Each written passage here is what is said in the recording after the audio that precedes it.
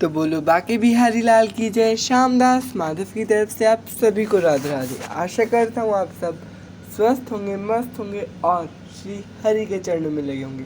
और आप सभी को मेरी तरफ से कार्तिक मास के 21वें दिन की बहुत सारी बधाइयाँ, ढेर सारी शुभकामनाएँ। और आज है कार्तिक मास का 21वां दिन। और पहले तो दोस्ती मैं आप सबसे माफ़ी चाहूँगा कि मैं 2 दिन से कथा नहीं डाल पाई, क्योंकि अब मेरे स्कूल स्टार्ट हो गए हैं और फिर रिकॉर्डिंग का भी टाइम बिल्कुल मिल नहीं पाता है। बाकी कथा तो मैं कर लेता हूँ, लेकिन रिकॉर्डिंग का टाइम नहीं मिल पाता है मुझे। इसलिए मैं आपके लिए 2 कथाएँ अभी जो 19वां और 20वां अध्याय रह गया था यूट्यूब पे, तो इसलिए मैं 19वां और 20वां अध्याय आपके लिए पढ़ूँगा और आज ही अपलोड कर दूँगा।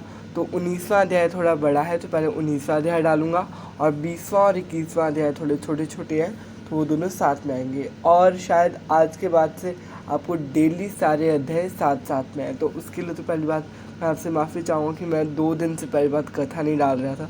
उसके लिए बहुत तहे दिल से माफ़ी, और आशा करता हूँ आप लोग मुझे माफ़ भी कर देंगे। तो फिर क्या करूँ दोस्तों, टाइम नहीं मिल पाता है रिकॉर्डिंग का। और बस अब कार्तिक के कुछ बहुत कम दिन रह गए हैं, तो कथा जैसे कि अब हम चलो शुरू करते हैं। तो कथा शुरू करने से पहले आप हाथ में तिल ले सकते हैं, तुलसी पत्र ले सकते हैं, पुष्प ले सकते हैं और बाद में श्री हरि के चरणों में चढ़ा सकते हैं। लेकिन अगर आप संकल्प ले रहे कि आप पूरे कार्तिक मास में स्नान, दान, दीपदान और व्रत सब कुछ करेंगे, तो आप एक मटका ले सकते हैं, उसमें भी तिल डाल सकते हैं। और लेकिन अगर आप स्नान वगैरह भी करेंगे तब भी आप हाथ में तिल लेके मटके में डाल सकते हैं। और वो जो तिल है उसको आप माँ तुलसी के जल में कार्तिक पूर्णिमा के दिन डाल देना और माँ तुलसी को जल दे देना। ऐसा आप कर सकते हैं। वरना तो आप डेली जो तिल डालते हैं, डेली जब तुलसी माँ को जल देंगे अगले दिन, तो तिल उसमें डाल देना जल में, फिर माँ तुलसी को जल दे देना।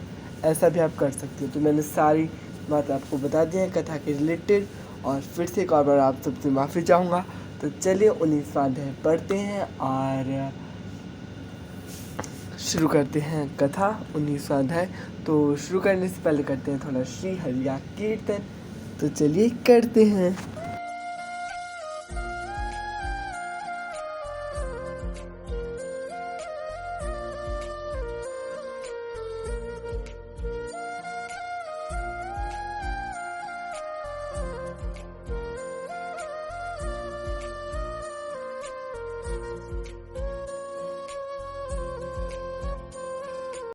तो यहाँ पे हम निकल लिया है श्री हरि का कीर्तन। और जैसे कि आप जानते हैं मैं भजन गाता हूँ, कान्हा तेरी दीवानी कहलाऊंगी।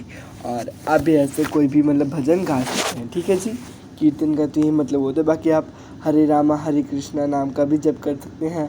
ओम नमो भगवते वासुदेवाय 108 बार नाम जप कर सकते हैं। तो ये तो मैं बाद में करता हूँ, जब मैं भगवत गीता पढ़ता हूँ तब। अभी मैं सिर्फ भजन करता हूँ। तो चलिए कथा शुरू करते हैं। और फटाफट हाथ में ले लीजिए तिल। तो तिल आपने ले लिए हाथ में और 19वां अध्याय पढ़ लेते हैं। और बस सर पे कपड़ा वश लीजिएगा। तो शुरू करते हैं 19वां अध्याय। और बट शुरू करने से पहले हमेशा की तरह भूल गया था आपको बताना, हमें दिखाना है माँ तुलसी को दीप और बोलना है तुलसी महारानी नमो हरि की पटरानी नमो नमो, तुलसी महारानी नमो नमो हरि की पटरानी नमो, तुलसी महारानी नमो नमो हरि की पटरानी नमो नमो, तुलसी महारानी नमो नमो हरि की पटरानी नमो नमो, तुलसी महारानी नमो नमो हरि की पटरानी नमो नमो, तुलसी महारानी नमो नमो हरि की पटरानी नमो नमो। तो बोलो तुलसी मैया की जय, मैया वृंदावनी की जय। और बस अब हमने जो दीप है वो उठाना है हाथ में और उससे भी 3 बार बोलेंगे हम तुलसी महारानी नमो नमो हरि की पटरानी नमो, तुलसी महारानी नमो नमो हरि की पटरानी नमो, तुलसी महारानी नमो नमो हरि की पटरानी नमो नमो। तो बोलो तुलसी मैया की जय। और हमने जो दीप है वो हमने दिखा देना है माँ तुलसी को, ठीक है जी। तो हमने जो दीप है वो माँ तुलसी के आगे रख दिया है। और बस अब कथा शुरू करते हैं दोस्तों, चलिए करते हैं। तो बोले बंसी वाले की जय, बोलो बांके बिहारी लाल की जय। और 19वां अध्याय, श्री विष्णु मम हृदय में प्रेरणा करने वाले नाथ, लिखो कहूँ महात्मा कार्तिक रखो सिर पर हाथ, रखो सिर पर हाथ।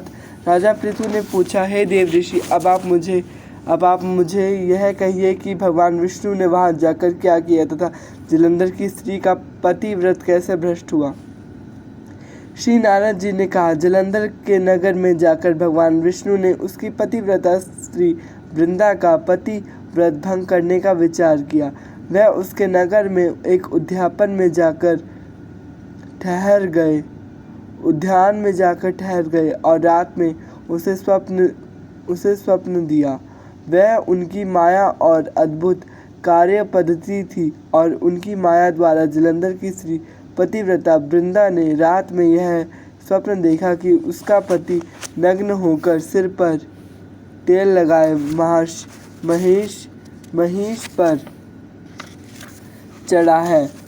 वह काले रंग के फूलों की माला पहने हुए है तथा उसके चारों ओर हिंसक जीव हैं।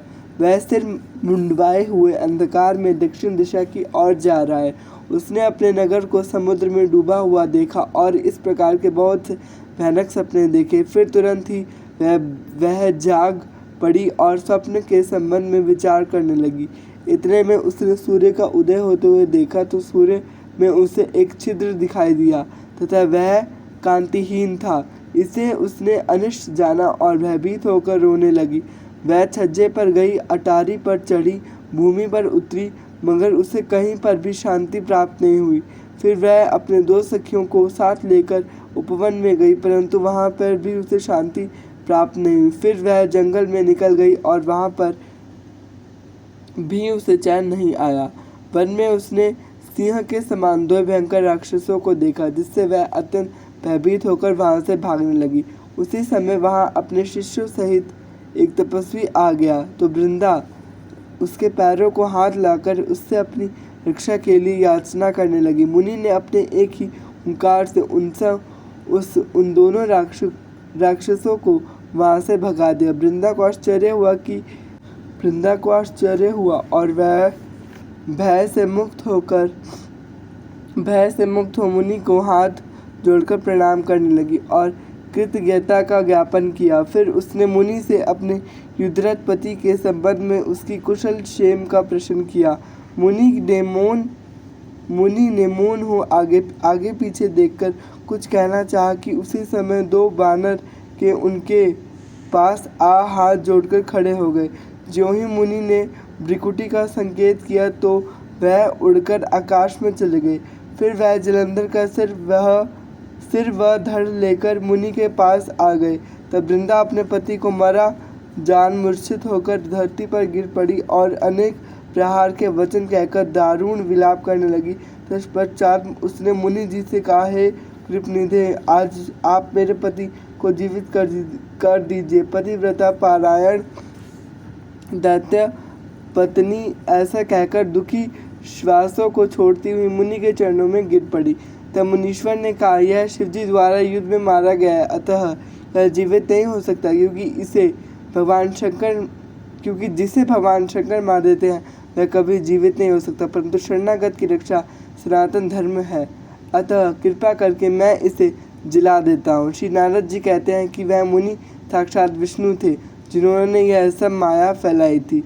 जब वृंदा के पति को जीवित करके अंतर्ध्यान हो गए, जलंधर ने उठकर वृंदा को आलिंगन किया और उसका मुंह चूमा। वृंदा भी पति को जीवित देखकर बहुत खुश हुई और अब तक हुई सब बातों को स्वप्न समझा। पश्चात वृंदा सकाम हो बहुत दिन तक अपने पति के साथ विहार करती रही। एक दिन उसने संभोग काल में अंत में भगवान विष्णु को पहचान लिया। तब वह उन्हें प्रतिष्ठित करती हुई बोली, हे परस्त्री से गमन करने वाले विष्णु, तुम्हारे शील को धिक्कार है। मैंने जान लिया है कि वह मायावी तपस्वी तुम ही थे। हे राजन, ऐसा कहकर क्रुद्ध हो पतिव्रता ने अपने तेज को प्रकट करते हुए शाप दिया। जो तुमने अपनी माया से 2 राक्षस मुझको दिखाए थे, वही दोनों राक्षस किसी समय तुम्हारी भी स्त्री का हरण करेंगे और उसके विरह में दुखी होकर तुम वानरों की सहायता से वन में भ्रमण करोगे और वह सर्वेश्वर जो इस समय तुम्हारा शिष्य बना हुआ है वहाँ पर वह तुम्हारा साथी रहेगा। ऐसा कहकर पतिव्रता वृंदा भगवान विष्णु के लाख मना करने पर भी अग्नि में प्रवेश कर गई। ब्रह्मा आदि देवता आकाश से उसका प्रवेश देखते रहे। वृंदा के शरीर का तेज भी श्री पार्वती जी के शरीर में चल गया और आकाश में जय जयकार होने लगी। पतिव्रत धर्म के प्रभाव से वृंदा ने मुक्ति प्राप्त की। तो बोलो बंसी वाले की जय। और यहाँ पे खत्म होता है हमारा 19वां अध्याय। आशा करता हूँ आपको 19वां अध्याय पसंद आया होगा तो लाइक से कमेंट करना और मेन बात चैनल को सब्सक्राइब करना। अब जो तिल है वो लोटे में डाल देना और इसके बाद हम कर लेना तुलसी माँ की आरती। राधे राधे सभी मित्रों को।